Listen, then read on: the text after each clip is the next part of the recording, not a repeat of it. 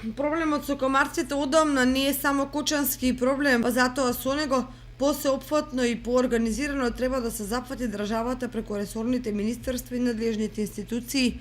При тоа акцент треба да им се даде на општините во кои наездата од овие инсекти е најголема и опасна по здравјето на луѓето. Тоа што општините во ризородниот регион секоја за себе врши земно и воздушно третирање против комарци, речиси не дава никакви ефекти од аспект на долгорочна и поквалитетна заштита, па испаѓа дека трошоците по тој основ се фрлени пари. Нелогична е некоординираноста истовремено да се третираат комарците во целиот регион на општините Кочани, Виница, Зрновци, Чешиново, Блешево, Карвенци, Делот, Штип и Пробиштип.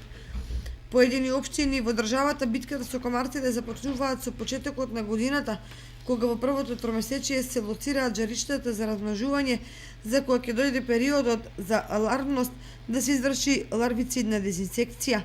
Во втората фаза се преминува комбинирано прскање од земја и од воздух за додатно уништување на досадните инсекти.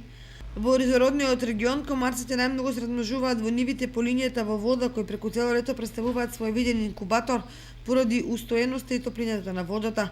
Уште поголеми жаришта се деградираните површини од кои е црпено песок и составени како забарени ѓолови, непосеаните, но полни со вода ниви, речните корита, вади и канали.